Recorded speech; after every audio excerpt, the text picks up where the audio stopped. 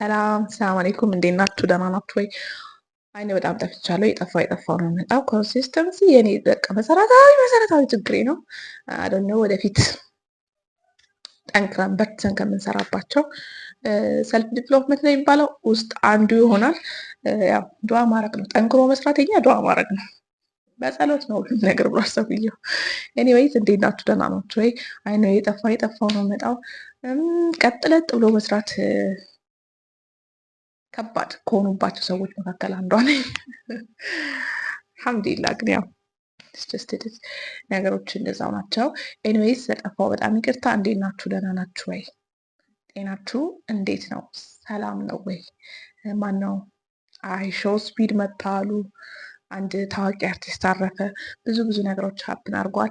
ሀገራችንም ላይ ዓለማችንም ላይ እኔ በጠፋባቸው ጊዜያቶች ያው ነገሩ የኔ ዩቲዩብ ጊዜያዊ ሀሳቦችን የሚነሱበት ሳይሆን ህይወት ዘመናችን ነው ደግሞ ስንኖር ስናቅ ስንኖርበት ስናልፍበት ያው የገባንን የተማርነውን የተረዳውን ነገር ማካፍልበት ወር ደግሞ ይሄ ቢሆን እንደዚህ ብኖር ኖሮ እንደዚህ ብንረዳ ኖሮ ብዬ የማስበውን ሼር የማረግበት ዩቲዩብ ቻናል ስለሆነ ለክ ምንም ዓለም ላይ ቢፈጠር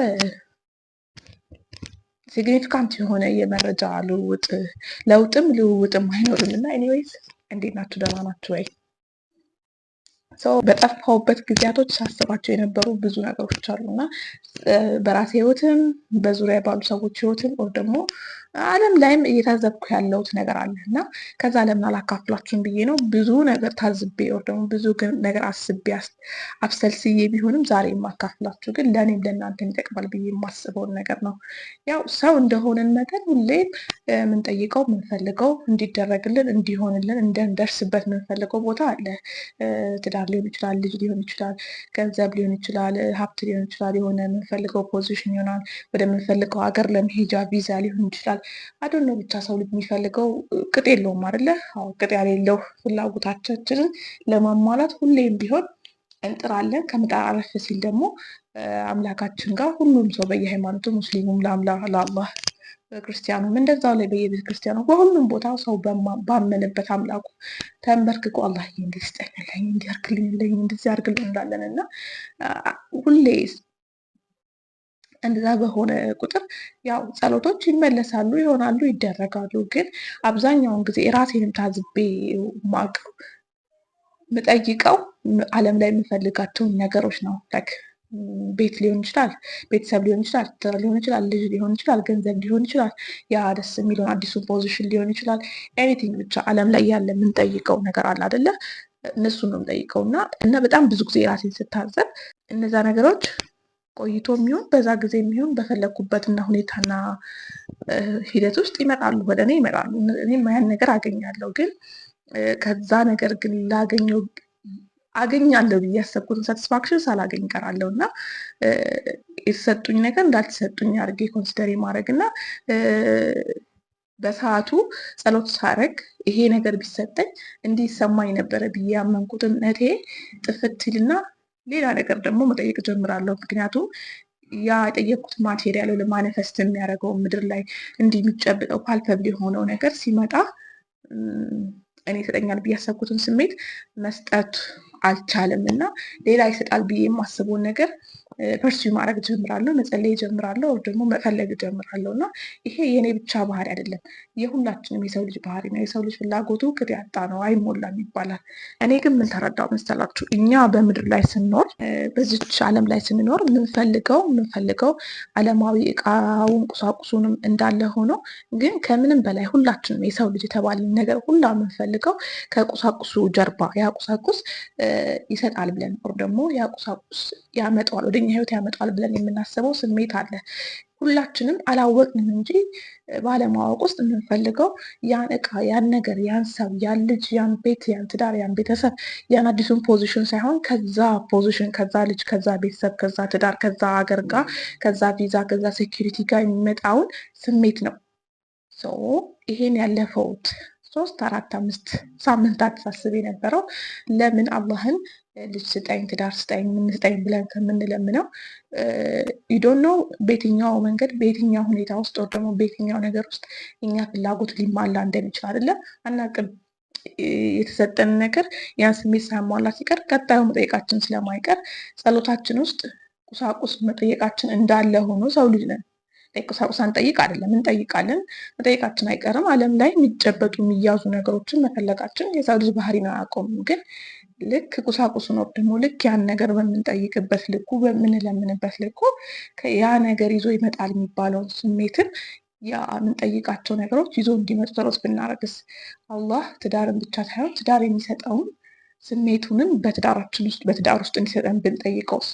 ሀብትን ብቻ ገንዘብን ብቻ ሳይሆን ይሄ ሴኪሪቲ የሚባለውን የልብ መረጋጋት ሰኪና የሚባለውን ነገር ከገንዘቡ ጋር ይዞ እንዲመጣልን ብንጠይቀውስ? አዲስ የስራ ፖዚሽን ደግሞ የፖዚሽን እድገት ምናምን የምንጠይቃቸው ነገሮች ሁላ ያመጣሉ ብለን የምናስባቸውን ነገሮችን አብረን ዱዓው ላይ ሜንሽን ብናረግስ ብዬ አስባለሁ። ምክንያቱም ብዙ ጊዜ በራሴን በሰዎች የታዘብኩት ነገር እነዛ የጠየቅናቸው ነገሮች ቁሳቁሶች፣ ዓለማዊ ነገሮች፣ ይሄ ፓልፐብል የሆኑ የዓለም ጌጦች ይመጣሉ።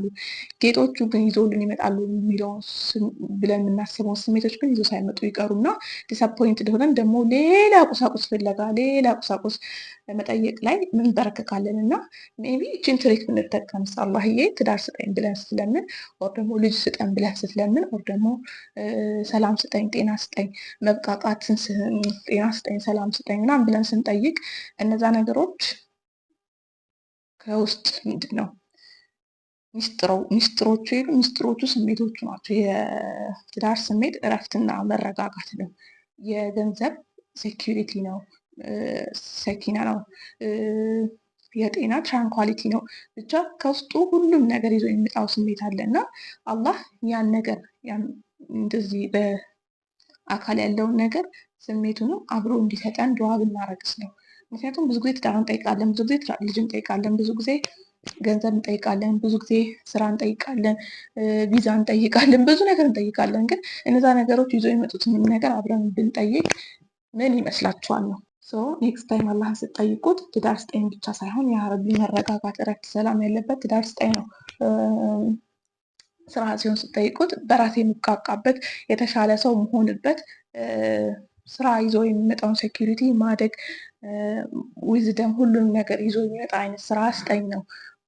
ጓደኝነት ስጠኝ ብላችሁ ይለምናችሁ ከሆነ ያ ጓደኝነት አብሮ መዘነጥ፣ ፎቶ መነሳት፣ ወር ደግሞ ከተማ ዞር ማድረግ፣ ትራቭል ማድረግ ብቻ ሳይሆን ይሄ ውስጣዊ የሆነ ቦንዱን ውስጣዊ የሆኑ ስሜቱንም አብሮ እንዲሰጣችሁ አላህን መጠየቅ ጀምር ስላለው ባለፈው ይሄን ኮንሰፕት አንስቼ ከእህቴ ጋር እያወራሁ ነበር እና አላህን ለምን ቁሳቁሱን ከምንጠይቅ ቁሳቁሱን ሰጠነ ስሜት ኮምፕሊትሊ ብንጠይቅ ምን ይሆን ይመስልሻል አልኳት። አውዝ ላይክ እንደዛ ከሆነማ እኮ ገሪብ ነው የምትሆኙ አለች። እነዚህ መንገድ ላይ የሚሄዱት ምንም የዓለም ግድ የሌላቸው ሰዎች የሉ ስሜቱን ሙሉ ለሙሉ ያጣጣሙት ገንዘብ ስትሏቸው፣ ትዳር ስትሏቸው፣ ልጅ ስትሏቸው፣ በቃ ይሄ ዓለም ምንድን ነው የሚባለው ዓለም በቃኝ የሚሉ ብዙም ለዓለም የማይሯሯጡ ሰዎች ያ አላህ እንደዛ አይነት ጸሎት ከለመሽ ደሞስ ፕሮባብሊቲ ሀፕን ሊያደርግ የሚችለው ከዓለም ቁሳቁሶች ያለሽን ጥማት እንዳለ መቁረጥና ምንድነው ደስታው ከተሰጠሽ አትሰሪም፣ አትጋጋጪም፣ ለማመር፣ ለመዘነጥ፣ ስራ ለመስራት፣ ለማግባት፣ ለመውለድ ይሄ ሰው ልጅ የሚያደርገው የለም ምድር ላይ ምድራዊ ነገሮችን ኤክስክሉድ ትሆኝና ገሪብ ትሆኛለሽ። ገሪብ የሚባለው ላይ መንገድ ላይ ዝም ብለው ቁጭ የሚሉት ብዙም ኬር የማይሰጡ ግድ የማይሰጡ ዩጋሚ ራይት እንደዛ አይነት ሰዎች ትሆኛለሽ አለችኝ። እና ሰው በህይወታቸው እንደዚ አይነት ሰው መሆን እንፈልጋለን አንፈልግም የእናንተ ምርጫ ነው። ግን እንደዛ ሰው ሳትሆኑ አዲሴም ታይም ደግሞ ዓለም ውጥር አርጋ የዓለም ቁሳቁስ ውጥር አርጋ ሁሉንም ነገር ሲሮጥ እድሜ የባከነ ሰው ላለመሆንን ሚድል ግራውንድ ቁሳቁሱንም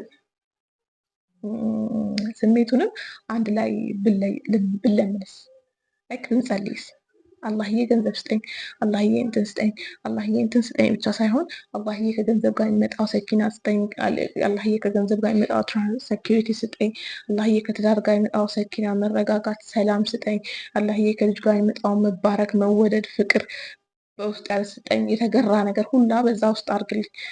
ቁሱን ብቻ ሳይሆን ስሜቱን መጸለይ ኦር መለመን መጠየቅ መጀመር አለብን ብዬ አስባለሁ። አይሆፕ ይሄ ቪዲዮ ያለፉት ሳምንታት ያሰብኳቸው ሀሳቦች ውስጥ ይሄ አንዱ ነጥብ ሼር ታደርጉታላችሁ፣ ትወዱታላችሁ፣ ይጠቅማችኋል ብዬ አስባለሁ። በሌላ ቪዲዮ እስክንገናኝ ድረስ መልካም ሳምንት፣ መልካም ቆይታ ይሁንላችሁ። ገሪብ ብንሆንስ ችግር ያለ ይመስላችኋል? አይደለም። ኤኒዌይስ ሰላም አለይኩም ወራህመቱላሂ ወበረካቱ። ደህና ሁኑ።